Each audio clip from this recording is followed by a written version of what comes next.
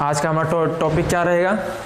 नदी का बहाव तंत्र। ठीक है, शुरू से देखेंगे पूरा, स्टार्टिंग से नदी का बहाव तंत्र।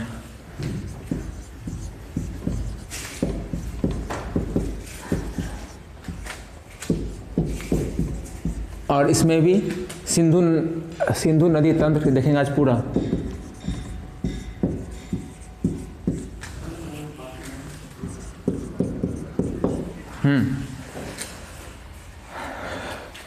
तो देखिए कि भारत में नदी कितना तरह का होता है। पहले नदी सब निकलता कहाँ से है? नदी कहाँ से निकलती है? हिमालय से। और नीचे वाले भाग को क्या कहते हैं? प्रायद्वीपीय भाग। ठीक है, तो नदी दो जगह से निकलती है। और झील सब जो बोले वो सब भी हिमालय का ही भाग है।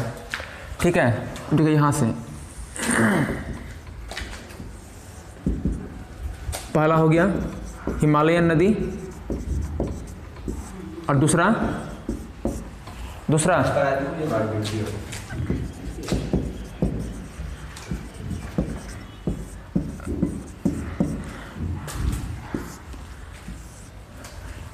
अब देखिए पहले नदी का कुछ बेसिक देख लेते हैं। ठीक है, जैसे कि ये छोटा पहाड़ है। ठीक है, यहाँ से बारिश हुई, यहाँ से पानी गिरते हुए यहाँ तक आई, और यहाँ जो पानी यहाँ से गिर रही है, यहाँ जो गड्ढा बन रहा है, इसको क्या कहेंगे? गॉर्ज। ठीक है, गॉर्ज या गार्ज। ठीक, मतलब यहाँ से जो पानी गिरी, ठीक है, यहाँ से गिरते गिरते यहाँ पर छोटा सा अगर गड्ढा बन गया तो उसको क्या कहेंगे? गॉर्ज। अगर बड़ा पहाड़ है, ठीक है, अगर बड़ा पहाड़ है, यहाँ से पूरा बारिश हो रही है, ठीक, और यहाँ से पानी जितना भी गिरा, यहाँ का तो फ्लो तो खैर ज़्यादा होगा, यहाँ पर पानी में रफ्तार होगा ज़्यादा, तो यहाँ पर ये बड़ा सा गड्ढा बनाएगी। तो इस गड्ढा का वैज्ञानिक लोग क्या नाम दिया है? कैनियन। ठीक है, कैनियन इसका नाम दिया गया है। ठीक, तो गॉर्ज और कैनियन समझ गए आप लोग? समझें गॉर्ज और कैनियन। गॉर्ज किसे कहेंगे? जहाँ पर पानी का फ्लो कम हो और गड्ढा थोड़ा सा बना हो, जैसे कि जग से पानी अगर मिट्टी पे गिरा है तो छोटा गड्ढा बना, तो उसको क्या कहेंगे? गॉर्ज कहेंगे। और अगर बाल्टी से पानी अगर गिरा मिट्टी पे, अगर बड़ा सा गड्ढा अगर बना, तो उसको क्या कहेंगे? कैनियन कहेंगे। ठीक, ये कंप्लीट है। अब देखिए अगला अगर देखते हैं इसमें,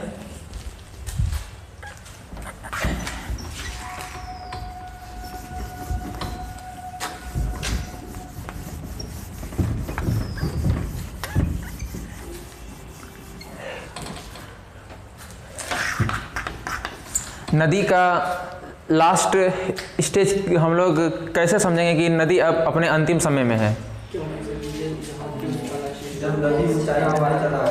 हाँ हाँ, जब पानी अगर ऐसा आकार का अगर होने लगे इस तरह से, ठीक है, इस तरह से अगर होने लगे तो समझिए कि नदी अब लास्ट स्टेज में है अपना। ठीक है, पानी इस तरह से बह रही है। पानी में अगर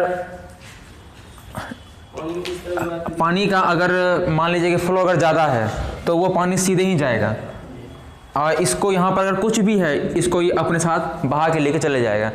तो इसमें पानी का रफ्तार ज़्यादा होगा। अगर पानी का अगर रफ्तार कम है तो ये इसको बहा के लेकर के नहीं जा पाएगा।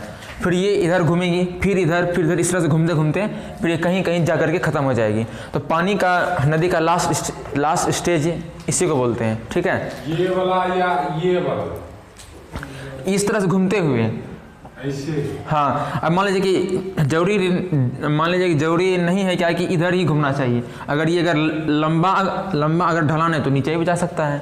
फिर यहाँ से थोड़ा सा इसको मिला, फिर ये ऊपर गया। मतलब वो नदी अगर इस तरह से अगर घूमने लगी, इस तरह से समझिए कि नदी का अंतिम सीमा है वो।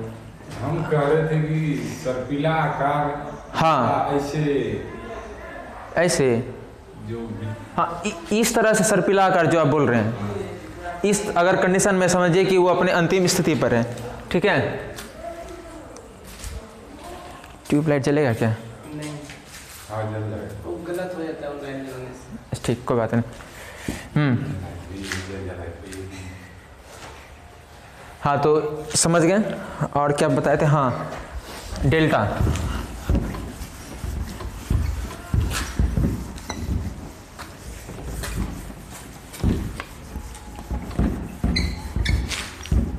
डेल्टा किसे कहेंगे पता है? डेल्टा किसे कहेंगे? भारत का सबसे बड़ा डेल्टा, और विश्व का सबसे बड़ा डेल्टा सुंदरवन का डेल्टा। सुंदरवन का डेल्टा कौन सी नदी मिल करके बनाती है? गोदावरी। कौन कौन सी नदी मिल करके बनाती है सुंदरवन का डेल्टा? चलिए ऑप्शन दे रहे हैं। सुंदरवन का delta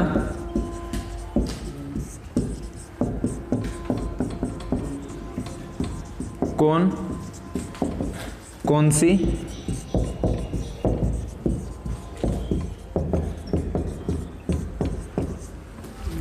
option A Ganga Kosi,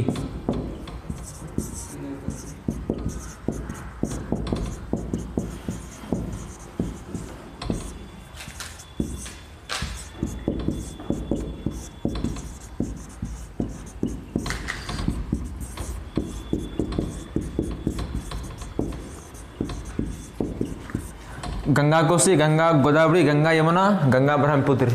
ये तो फिक्स है कि गंगा तो होगी। अगला बताइए कौन सा होगा इसमें? गंगा गोदावरी। चलिए और गंगा ब्रह्मपुत्र और गंगा गोदावरी। और इधर कौन कौन है गंगा ब्रह्मपुत्र में? अच्छा, आप इसमें आपका वोट बहुत बहुमूल्य है, वही ऑप्शन सही होगा। गंगा गोदावरी कौन सा? यमुना ब्रह्मपुत्र में दोनों होगा। मतलब इसी दोनों में होगा कोनो? कंफर्म बताइए। निचला जिसका गंगा गोदावरी है उसका सही है। गलत है। ये गलत है। गंगा ब्रह्मपुत्र सुंदरवन का डेल्टा बनाती है, जो विश्व का सबसे बड़ा डेल्टा है। ठीक है, ऑप्शन नंबर 4 सही रहेगा। ठीक है, अभी हम आपको मैप पर बताएंगे ना, तो ये सब याद रखने का जरूरी भी नहीं है। चलिए, ये सब हो गया।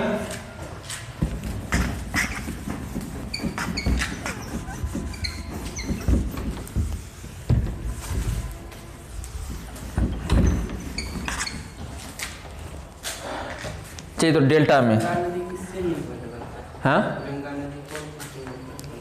सब बताएंगे। गंगा नदी कहाँ से निकल रही है वो सब बताएंगे। टोटल कितना जिला से गई और मैदानी भाग में कहाँ वो प्रवेश की, सब कुछ बताएंगे।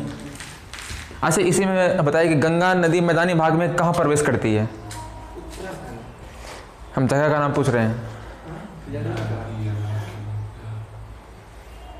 सब जगह का नाम बताया सर। नहीं, मैदानी भाग में कहाँ प्रवेश करती है, एक ही जगह का नाम है। प्रवेश करने का मतलब आप यहाँ कोचिंग में जो आए तो आप ये गेट है, ये गेट से आप प्रवेश किए, तो ये आपका मेन गेट हो गया। तो हाँ, तो हम यही पूछ रहे हैं, गंगा नदी इधर से तो पहाड़ से आ रही है, यहाँ पर मैदानी भाग में प्रवेश की, तो यहाँ पर ये कौन सा जगह है? उड़ीसा। नहीं, उड़ीसा में। उत्तराखंड से तो निकलवे कि वहाँ तो पहाड़ वगैरह सब है। हरिद्वार में, हरिद्वार। इसको याद रखा कि बहुत इंपॉर्टेंट प्रश्न है ये। अब देखिए, डेल्टा पहले हम लोग समझते हैं। ठीक है, ये हमारा नदी है और इधर हमारा क्या है? पूरा समुद्र है। ठीक, इधर पूरा समुद्र है। नदी यहाँ से अपने 3 भाग में अगर बट रही है, एक भाग ये हो गया, दूसरा भाग ये हो गया और तीसरा भाग ये हो गया। ठीक है, ये सभी जाकर के समुद्र में मिल गई। ये जो नदी का पानी है, कुछ यहाँ गई, कुछ यहाँ, कुछ यहाँ, तो ये जो त्रिभुजाकार का जो बन रहा है, त्रिभुज आकार का जो बन रहा है, इसे क्या कहेंगे? डेल्टा कहेंगे। और ये गंगा और ब्रह्मपुत्र नदी मिल करके बनाती है। ठीक है, तो इसे हम क्या कहेंगे? डेल्टा। आप समझ गए। इसको जब ऊपर से देखिएगा ना तो ये आपको किस तरह का दिखेगा, त्रिभुज की तरह दिखेगा। इसे क्या कहेंगे हम लोग, डेल्टा कहेंगे। अब देखिए आगे एक और है कि ज्वार नद और क्या नाम है इसका,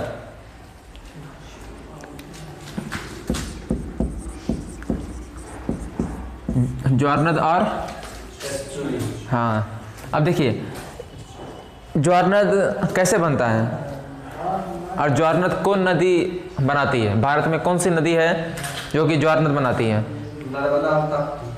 नर्मदा ताप्ती। अब देखिए नर्मदा ताप्ती जो है, ज्वार नद कैसे बनता है, जैसे कि मान लेते हैं कि ये नदी है, ठीक, और ये भी नदी है, इसमें पानी है, ये दोनों नदी बढ़ गई, यहाँ पे समुद्र है, ठीक है।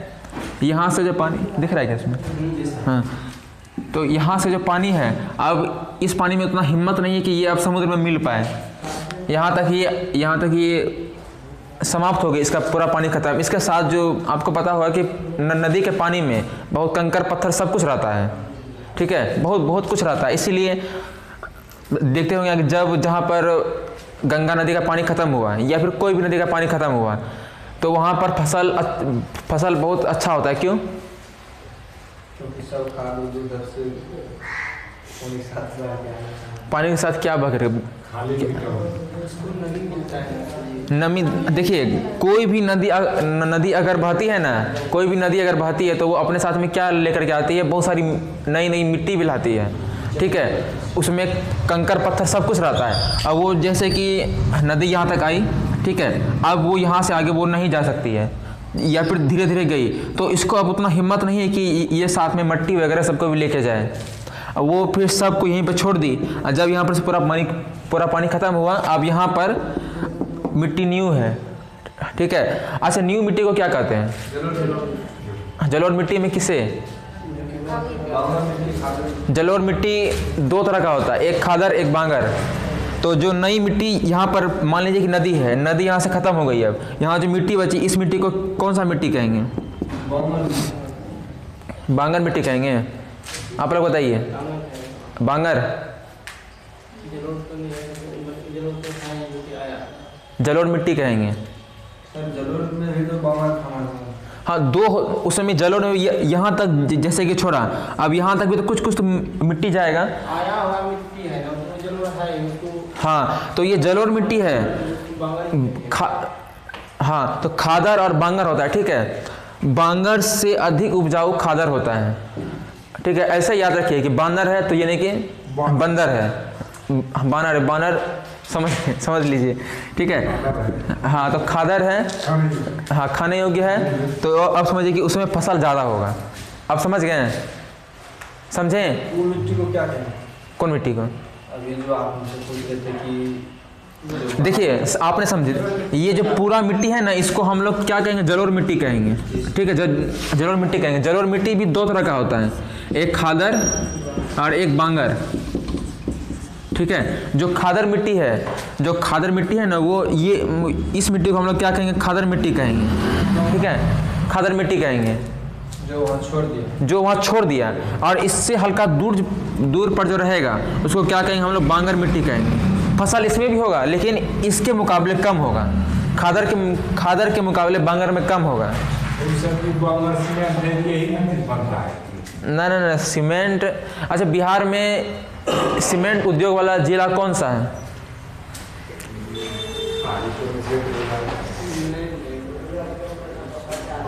पता है? डालमिया नगर, जो कि रोहतास है। अच्छा, बिहार के मैप में रोहतास कहाँ पर है? बिहार के मैप में रोहतास कहाँ पर है? इधर वाला में, मतलब यहाँ से यहाँ तक रोहतास है, उधर किधर होगा? रोहतास यहाँ पर है, ठीक है। इसके बाद यहाँ पर कैमूर है, फिर इधर गया सब है, ठीक है। और यहीं से गंगा नदी इन करती है, यहाँ पर से, तब कटिहार छूते हुए तब निकलती है बाहर। अच्छा, गंगा नदी कितने राज्य से, अच्छा चलिए वो सब बाद में देखेंगे, टॉपिक से बाहर आ रहे हैं। तो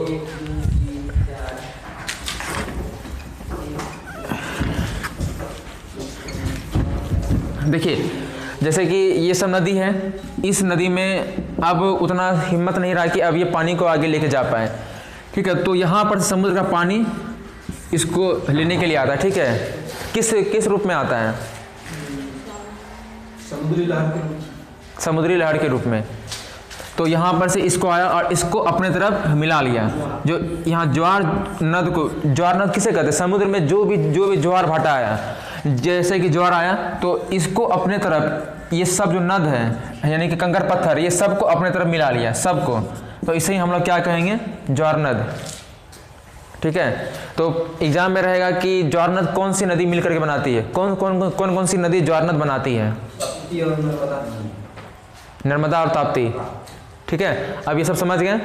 अब हम लोग अपने पूरा भारत का जितना नदी है वो सब में देखते हैं। आप लोग भी थोड़ा थोड़ा लिखते जाइएगा, ठीक है।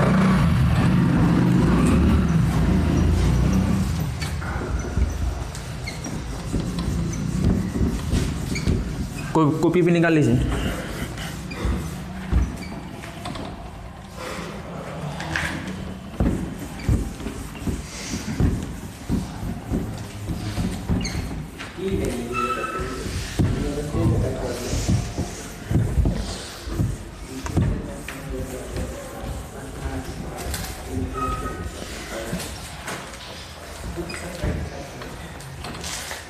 चलिए अब देखिए कि हिमालयन नदी में 3 नदी आती है, ठीक है। कौन कौन सी नदी है? गंगा, हिमालय, गंगा, ब्रह्मपुत्र, सिंधु, गंगा और ब्रह्मपुत्र। सिंधु, गंगा और ब्रह्मपुत्र, इसको लिख लीजिए। हाँ, अब देखिए अब हम लोग आज देखेंगे सिंधु नदी पूरा, ठीक है। सबसे पहले एक भारत का मैप भी आप लोग बनाइए।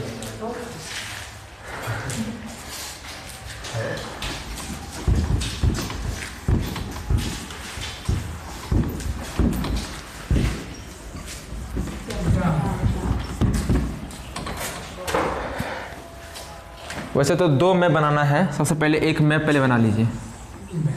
मैप में क्या है, कुछ है? पेन से नहीं होता, आप ही बना लीजिए।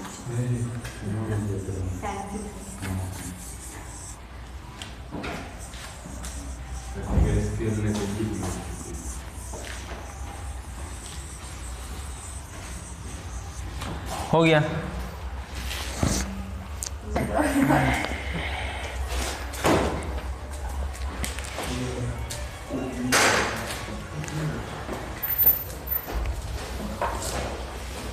जल्दी से मैप बनाइए तभी पूरा नदी समझ में आएगा।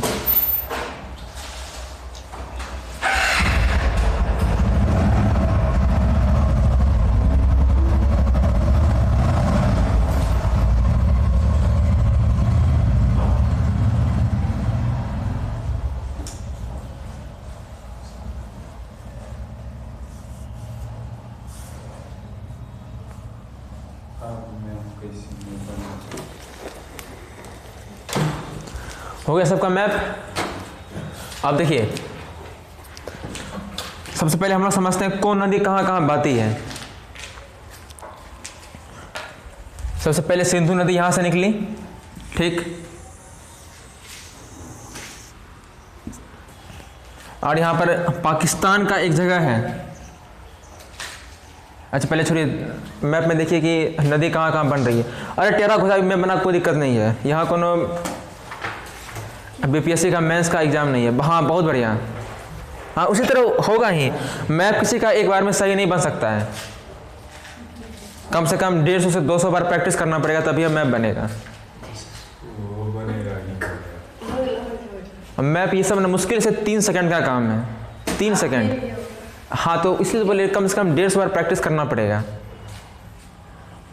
चलिए हो गया। अब देखिए ये हमारा कौन सा नदी है? सिंधु। पहले जो बड़ी बड़ी नदी है उसको पहले हम लोग देख लेते हैं, ठीक है। यहाँ से उत्तराखंड से निकला तो गंगा नदी, ठीक। और इधर से एक इस गंगा की सहायक नदी कौन सी है? कोसी नदी सहायक नदी है। सबसे बड़ी सहायक नदी कोसी भी सहायक है, एकदम पूछ रहे सबसे बड़ी सहायक नदी यमुना। गंगा की सबसे बड़ी सहायक नदी कौन सी है? यमुना। सही हो गया। हो गया तो काम है सही, क्या दिक्कत है? ये हो गया गंगा यमुना। अब अगला, सर गंगा बिहार में नहीं घुसा है। अरे बिहार में, बिहार यहाँ तक ये नेपाल है तो यहाँ तक पूरा बिहार है। अब उतना फिक्स तो नहीं ना बन पाएगा पूरा कंप्यूटर की तरह, तो हम सोचेगा कि अगर ऊपर करेंगे तो थोड़ा दूर से देखने में ना बड़ा गिचमिच लगेगा। हो गया गंगा यमुना, इसी तरह सिंधु। अब अगला नदी है, कौन सी नदी है अगला? महानदी। फिर अगला गोदावरी। फिर अगला कावेरी, कृष्णा। कृष्णा, उसके बाद फिर अगला कावेरी। ठीक है। अब इधर अगला देखते हैं, नर्मदा। फिर अगला ताप्ती। इसको फटाफट लिखिए। सिंधु, गंगा, यमुना, महानदी, गोदावरी, कृष्णा, कावेरी, नर्मदा, ताप्ती। अभी बहुत सारे नदी को हम छोड़ दिए, जैसे कि गोवा में, गोवा की कौन सी नदी है जो इम्पोर्टेंट है, एग्जाम में पूछता है? मांडवी और जुआरी। ये सब हम लोग बाद में देखेंगे, अभी जो मेन है वो सब नदी देख रहे हैं। बंगाल, वहाँ से उत्तराखंड से बंगाल घुसा है सर जी। गंगा को बांग्लादेश में किस नाम से जानते हैं? पद्मा। और ब्रह्मपुत्र को? काली नदी। काली नदी का जो बात बोले, काली नदी कहाँ बहती है? नेपाल, इधर काली है और इधर मेची नदी है, और यही उत्तराखंड के और सिक्किम का बॉर्डर बनाती है। इसी का विवाद अभी चल रहा था, ठीक है। और ये नदी का विवाद कब से शुरू हुआ है? मतलब ये जो नदी हुआ है, ये देखिए। अच्छा, सुगौली की संधि समझते हैं क्या होता है? अच्छा, भारत पर 1947 से पहले किसका शासन था? थोड़ा हिस्ट्री में लेके चलते हैं 2 मिनट के लिए। ब्रिटिश का था, अंग्रेज का। तो सुगौली की संधि हुई थी, ठीक है, जो कि ब्रिटिश भारत, ठीक है, ब्रिटिश भारत ही बोलेंगे उसको, ब्रिटिश भारत और नेपाल के बीच हुआ था, ठीक है, नेपाल के बीच 1816 में ये सुगौली की संधि हुई थी। तो इसी संधि के तहत नेपाल का बहुत बड़ा क्षेत्र था, ठीक है, नेपाल का बहुत बड़ा क्षेत्र था, लेकिन ब्रिटिश उसको क्या कहा कि इतना क्षेत्र तुम हमको दे दो, उत्तराखंड वाला भाग, ठीक है, और इधर का कुछ क्षेत्र हमको दे दो, कहा कि ये काम, ये भाग, ये जो क्षेत्र है हमारे काम का है।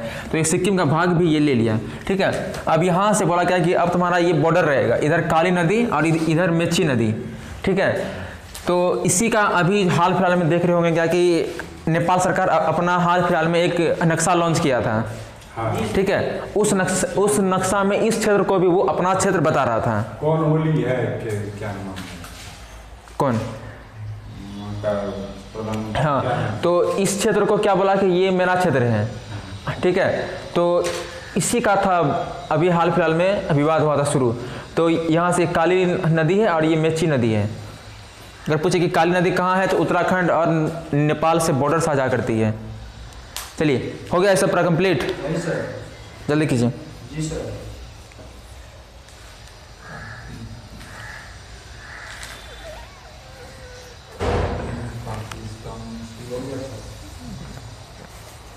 सर लेकिन निकलता कहाँ से, निकलता कहाँ है? वो सब बताएंगे जब गंगा नदी तंत्र चलेगा, सिंधु नदी तंत्र चलेगा, उस समय पूरा डिटेल बताएंगे। अभी पहले इतना लिख लीजिए, ताकि फर्स्ट स्टेज यहीं से शुरू होगा तो पूरा समझ में आएगा, बाद में भी अगर नोट्स देखिएगा तो समझ में आएगा। हो गया? जी सर। अब चलिए इसको हम मिटाते हैं। अब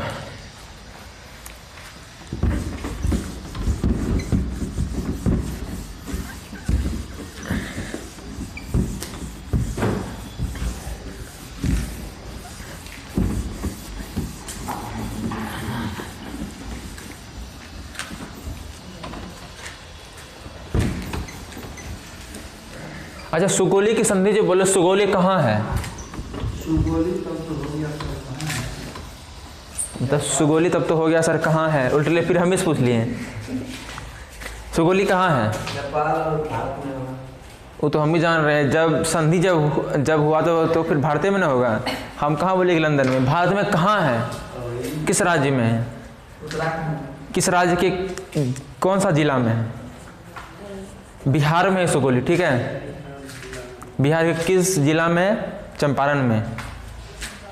चलिए अब देखते हैं अब सिंधु नदी तंत्र, जो आज का हमारा टॉपिक था। इससे पहले लेकिन समझना चाहिए था कि नदी क्या होता है। आप पूरी समझ गए हैं।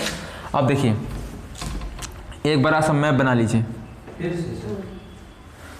ज्योग्राफी है, कॉपी में कम से कम 50 बार मैप तो बनेगा ही। और मैप सब बनाइए, कहीं भी अगर मैप बना दिए तो बोला है कि गजब स्टूडेंट है।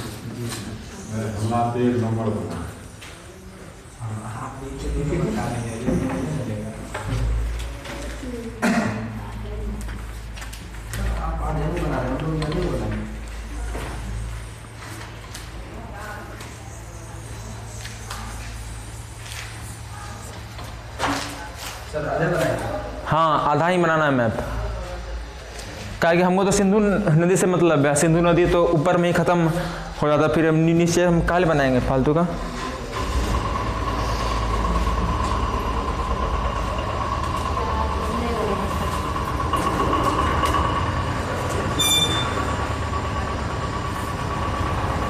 जल्दी बनाइए जल्दी। जिसका गलत हुआ फिर से इसको बनाइए। आप फिर से बनाइए, पेन कॉपी खर्च होगा, कोई दिक्कत नहीं है, सीखना बहुत ज़रूरी है।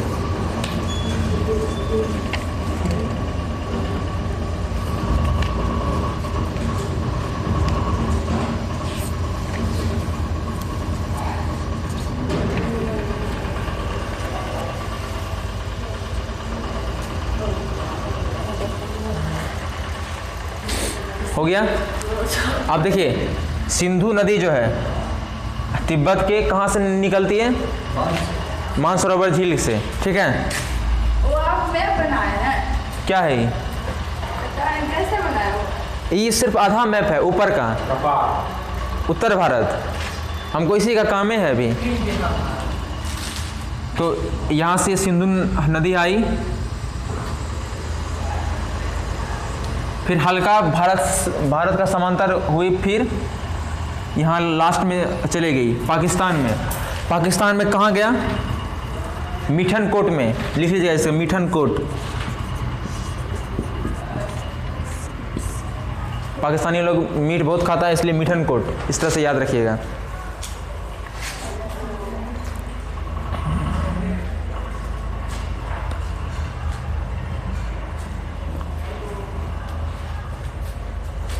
और यहाँ पर लिख लीजिए कहाँ से निकली, तो तिब्बत के मानसरोवर झील, मानसरोवर झील के सानोख्या भीमनद से।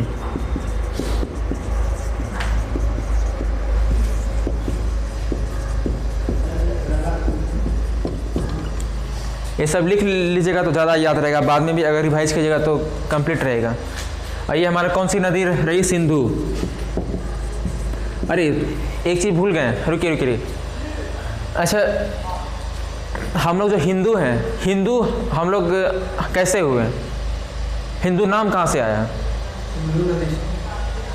इसमें एक चीज़ डिटेल बताते, सही बोले, एकदम सही है।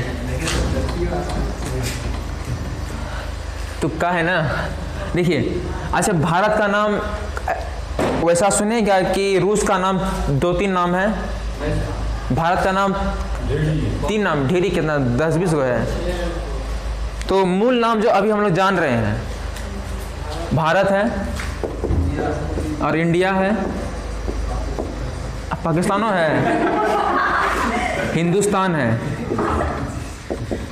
है। तो फिर देखिए इसमें हल्का सा ऊपर में या फिर कहीं भी साइड में नोट दे करके लिखिएगा, ठीक है। नोट दे करके लिख लीजिएगा। देखिए थोड़ा समझा रहे हैं आप लोग को। ये सिंधु नदी जो बहुत सालों से चल रही है, ठीक है। तो देखिए सिंधु यहाँ पे दिख रहा है,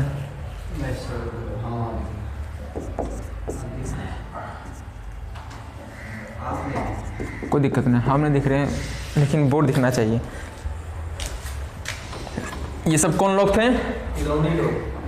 यहाँ पे अधिकतर कौन सा होता है? मुस्लिम लोग सब रहता है, ठीक है। तो वहाँ से यहाँ से कुछ लोग सब आया, ठीक है। तो सिंधु को क्या कहा? सिंधु को कहा वो लोग ना सिंधु नहीं बोल सकता था, उसको कहा वो हिंदू कहा, सिंधु को हिंदू कहा, ठीक है। हिंदू लिख लीजिए, सिंधु को हिंदू कहा, लिख लीजिए सब कोई।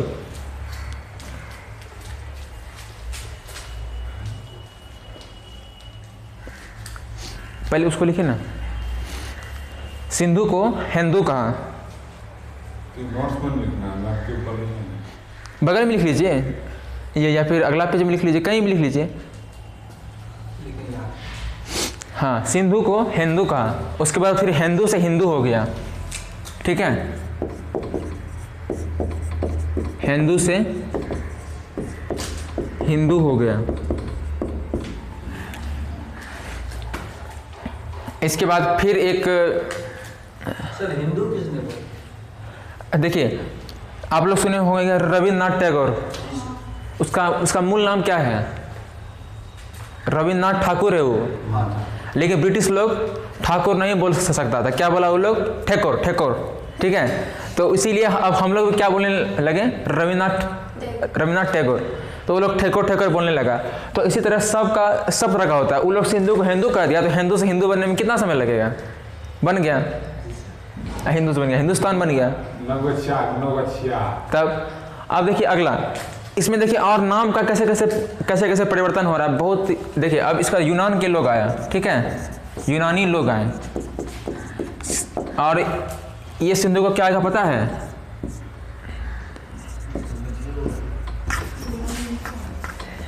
यूनान देश है, ठीक है, वहाँ का लोग यहाँ आया, और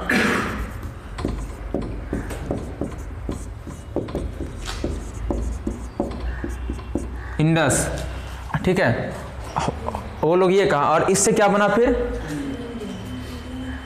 दिमाग लगाइए, इंडिया। हाँ, इन लोगों ने नाम को इतना मतलब तोड़ मरोड़ किया कि इससे बन गया इंडियन, ठीक है, इससे बन गया इंडियन। तो आप लोग को ये याद रखना है, ठीक है। हिंदू कैसे बना? और अच्छा, भारत नाम कैसे पड़ा? भागीरथी नदी का, मतलब जो मैच कर गया वही नाम बोल देना है। सर एक महान सम्राट रहता था, एक भरत कुल का राजा था, ठीक है, तो वो भी हिस्ट्री में बताएंगे पूरा, नहीं तो फिर टॉपिक से बाहर आ जाएंगे। आप समझ गए इतना सा? एक चीज आप लोग याद दिलवा दीजिएगा, इंपॉर्टेंट पूछता है, सिंधु जल समझौता।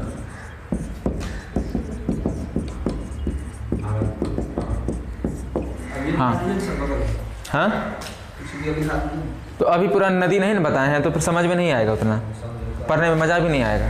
अब देखिए ये पूरा हो गया, लिख लिए सब कोई, ठीक है। अच्छा, अभी तक समझे थे कि हिंदू हम लोग कैसे हुए थे? नहीं, आप समझ गए? समझे कि पहले इस तरह से क्या था, जब हिस्ट्री बताएंगे ना, तब देखिए कि भारत का कितना खेला हुआ है इसमें, बहुत।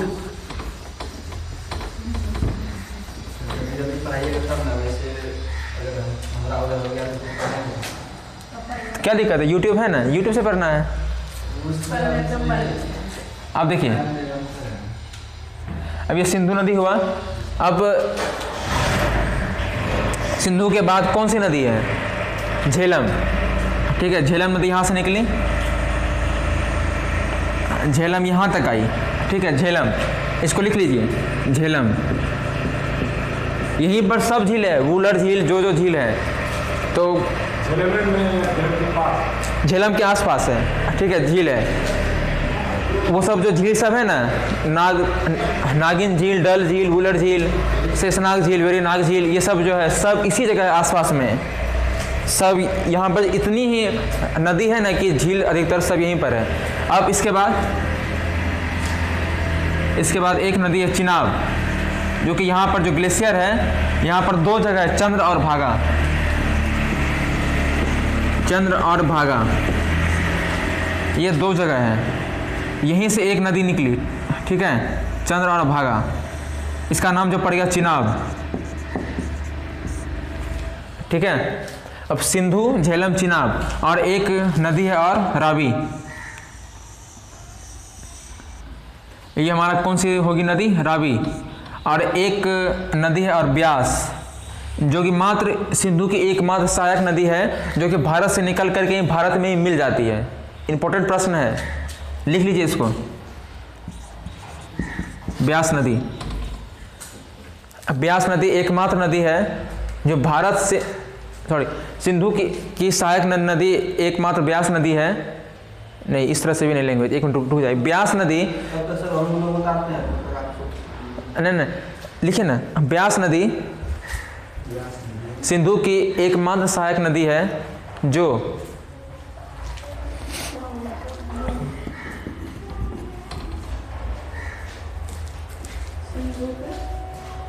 ब्यास नदी एकमात्र सिंधु की सहायक नदी है जो भारत से निकलकर भारत में ही मिल जाती है।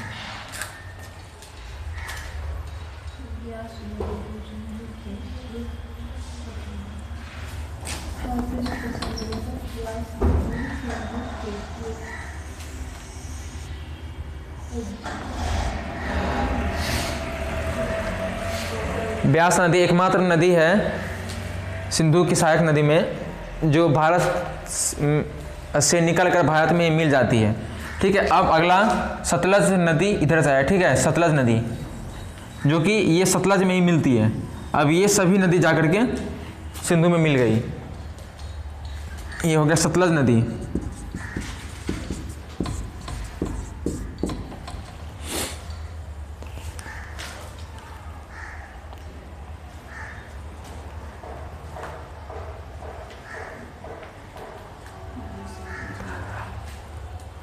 अब देखिए कि अब मैप को छोड़िए, अब अगला एक लाइन में अगला जो नोट में लिखिए कि कौन नदी का उद्गम स्थल कहाँ कहाँ से है, वो सब लिख लीजिए। पहले लिखिए सिंधु का उद्गम स्थल, यानी कि सिंधु कहाँ से निकल रही है,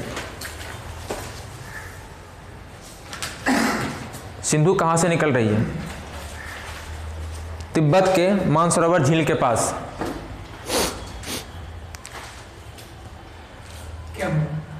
सिंधु नदी का उद्गम स्थल, देखिए यहाँ पे लिखे नदी और ऊपर में लिख दीजिए उद्गम, क्या कि बार बार लिखने का जरूरत नहीं पड़ेगा। उद्गम आप यहाँ पर से सब में लिख देंगे, ठीक है। तिब्बत के मानसरोवर झील के सानोख्या भीमनद से,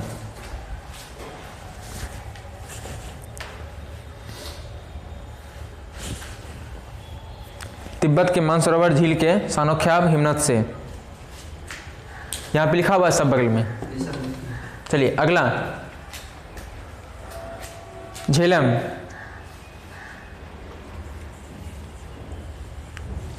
वेरीनाग झील के समीप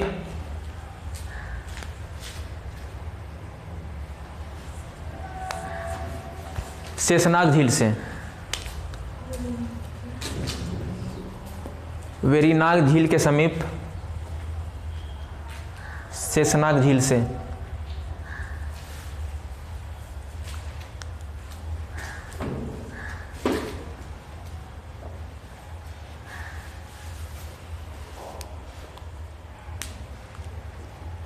अब अगला लिखिए रावी नदी, रावी नदी अगला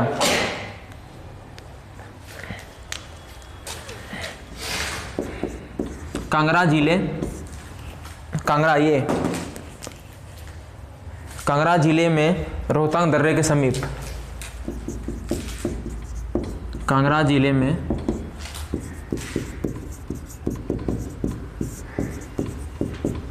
रोहतांग दर्रे के समीप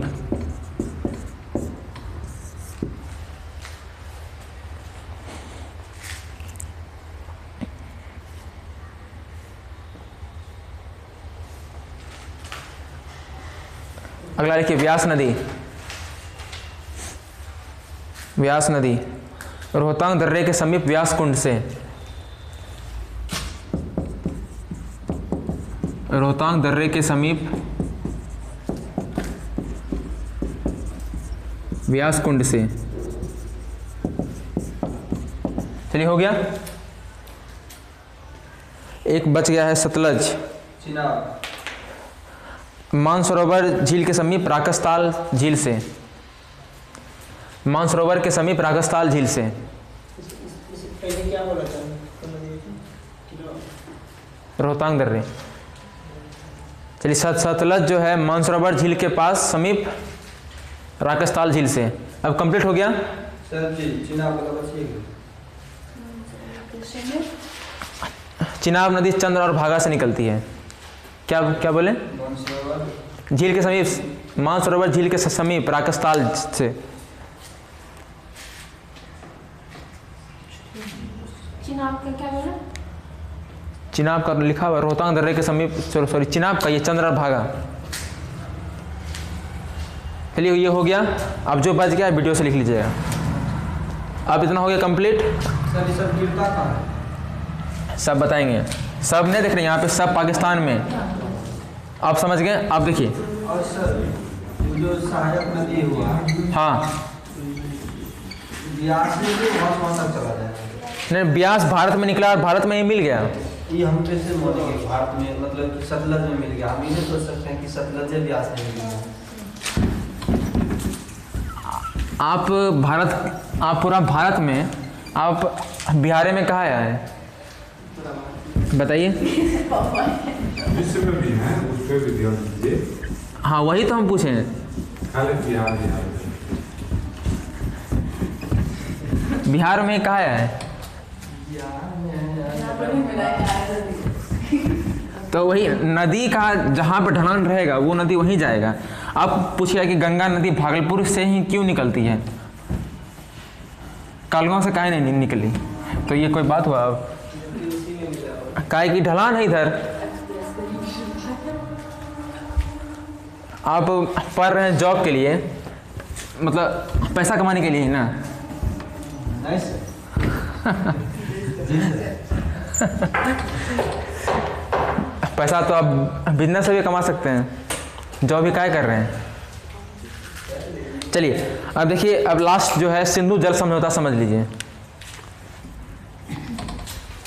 देखिए 1960 में,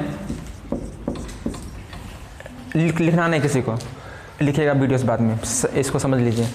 सिंधु जल समझौता 1960 में हुआ था, ठीक है। ये 1960 में जो हुआ तो इसमें 3 नदी, क्योंकि पाकिस्तान हम ही लोग का जूठा कोठा पीता है। हाँ, पाकिस्तान अगर सब्जी भी अगर बनाएगा तो हम ही लोग के जूठा कोठा पानी से, ये बात फिक्स है।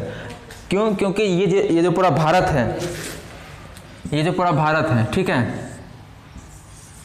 ये जो पूरा भारत है, यहाँ से जो सिंधु नदी गई, सिंधु फिर झेलम फिर चिनाब, ये जो सिंधु झेलम चिनाब, ये 3 नदी जो है 1960 का एक समझौता हुआ है। काहे कि इसके पास तो पानी उनी है नहीं। अब बगल में राजस्थान है, राजस्थान में कितना पानी हो तो पता ही है, बहुत पानी है राजस्थान में, है कि नहीं?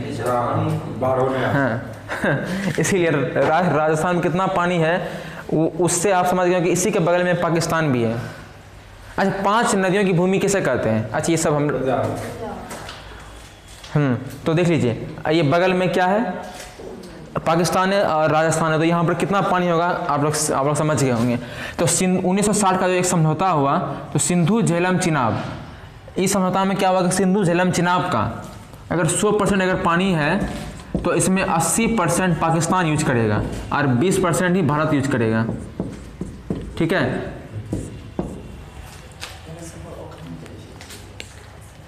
सिंधु झेलम चिनाब 3 नदी है, इसमें जो समझौता हुआ इसमें कहा गया कि 80% पाकिस्तान यूज करेगा और 20% भारत यूज करेगा।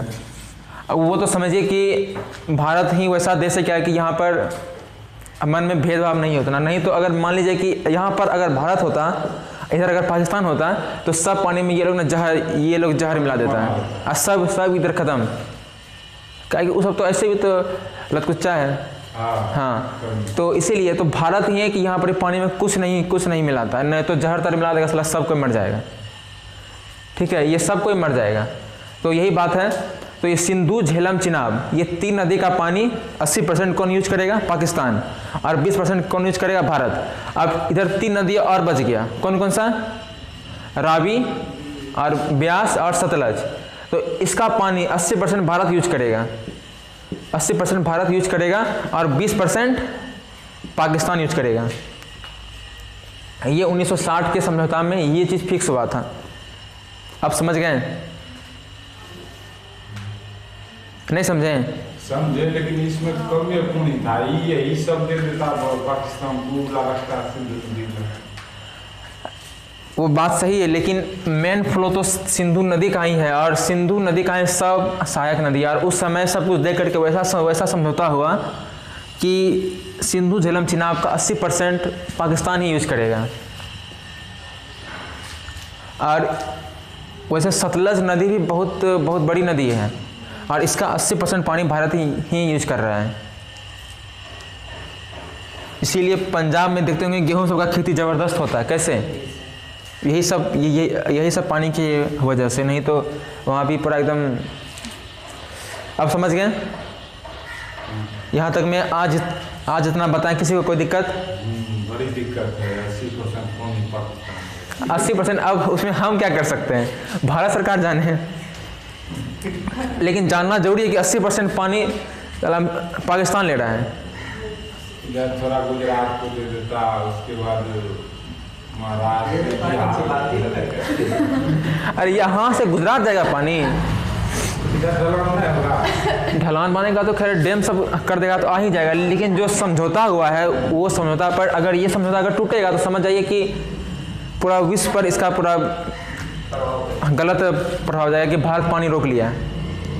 अगर मान लीजिए कि यहाँ पर अगर भारत पानी रोका तो चीन भी तो यहाँ पर पानी रोक लेगा, तब ये पानी चीन से आ रहा है, तिब्बत से। आप समझ गए?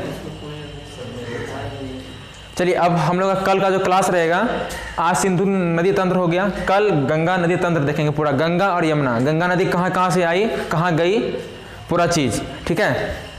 जी सर।